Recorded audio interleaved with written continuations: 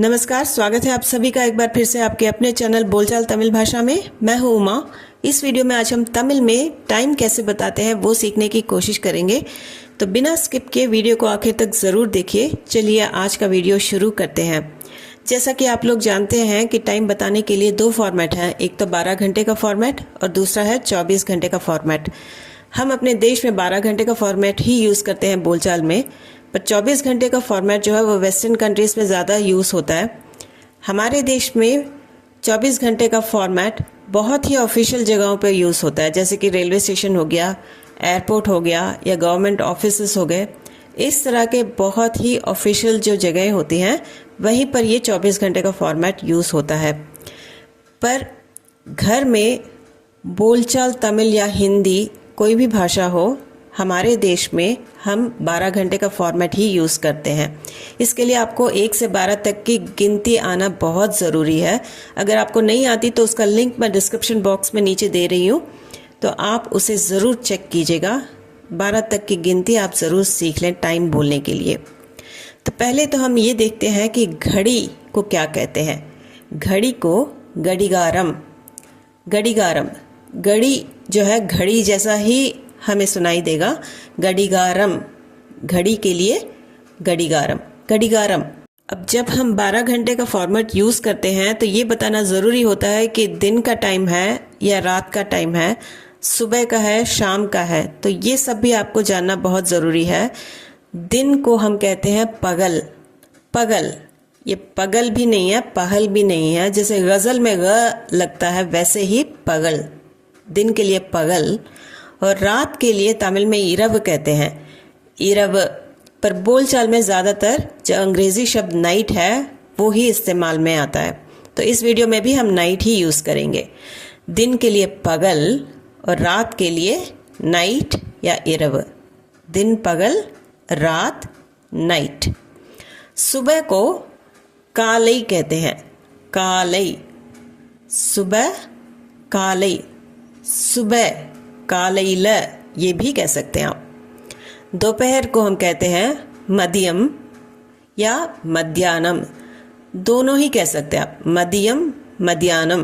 बोलचाल में मदियों या मध्याह्नो, मदियों मध्याह्नो।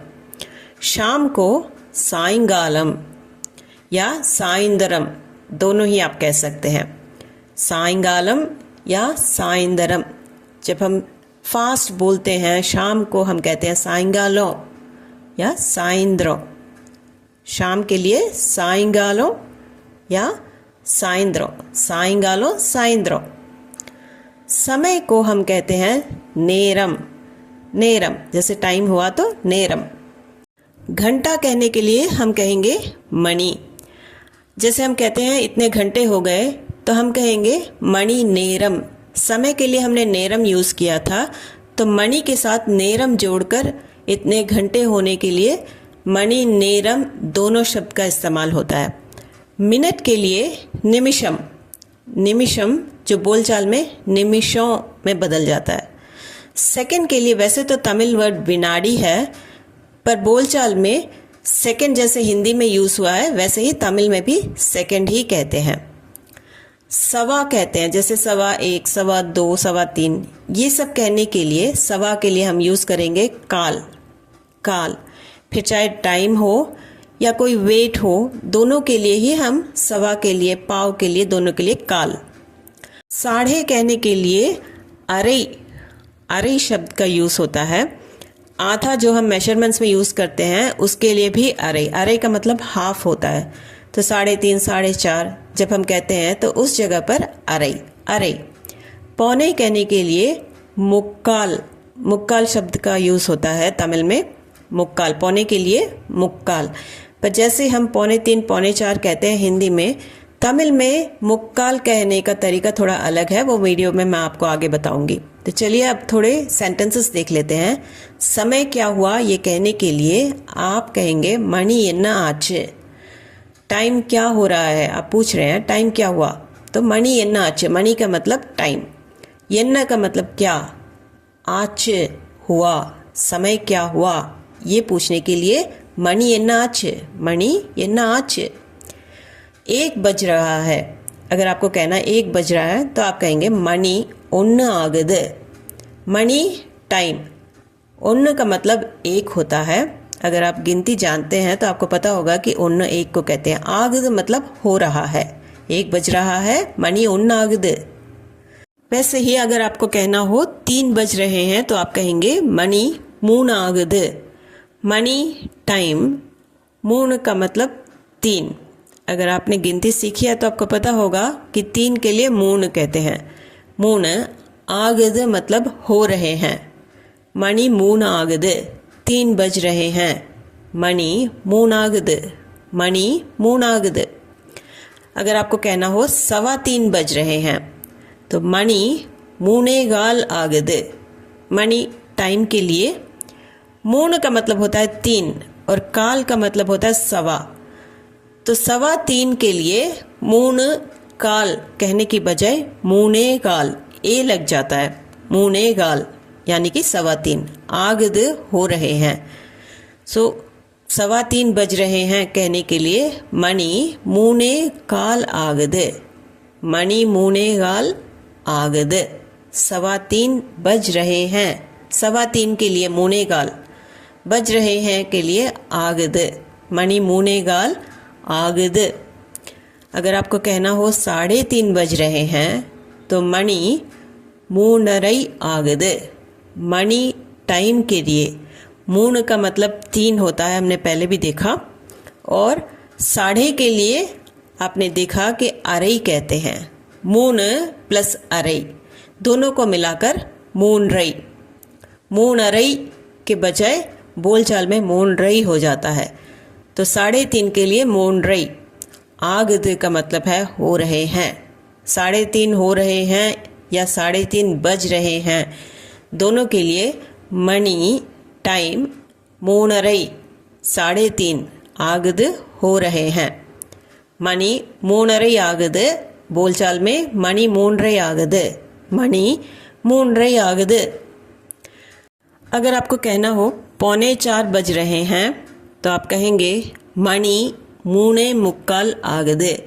मणि टाइम के लिए 3 का मतलब 3, मुक्काल पौने के लिए होता है, आगद हो रहे हैं।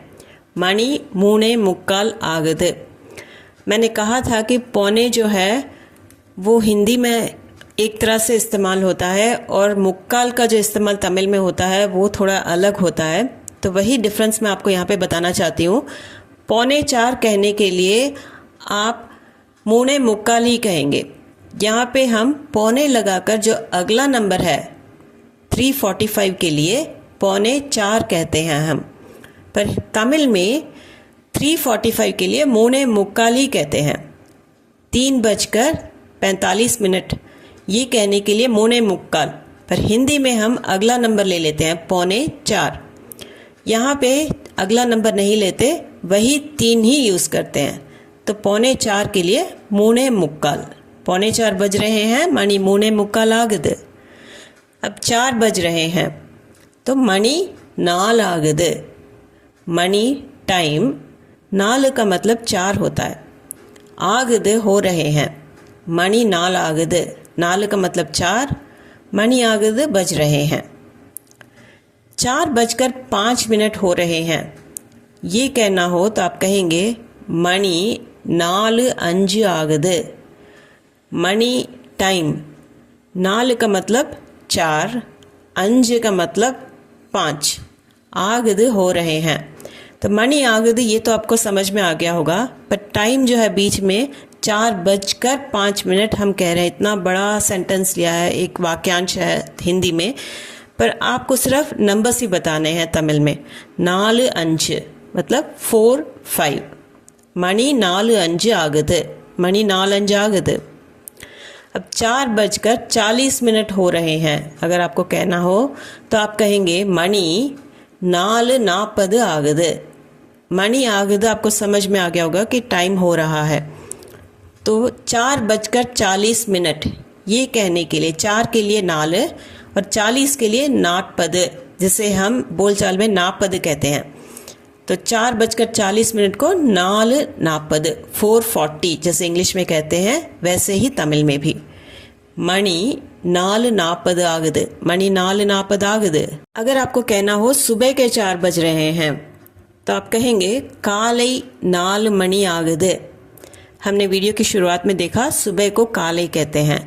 4 का मतलब है 4, मणि टाइम, आगुदु हो रहे हैं। सुबह के 4 बज रहे हैं, कालै 4 मणि आगुदु। अब हमारा 12 घंटे का फॉर्मेट है तो हमें बताना पड़ता है कि सुबह के 4 बज रहे हैं या शाम के 4 बज रहे हैं। तो सुबह के 4 बज रहे हैं ये कहना हो तो कालै 4 मणि आगुदु, कालै 4 मणि आगुदु। और अगर शाम के 4 बज रहे हैं ये कहना हो तो आप कहेंगे सायंदरम 4 मणि आगुदु या सायंगालम। मैंने आपको 2 शब्द बताए थे, सायंगालम, सायंदरम, दोनों ही आप इस्तेमाल कर सकते हैं। सायंदरम का मतलब शाम को, सायंगालम ये भी कह सकते हैं।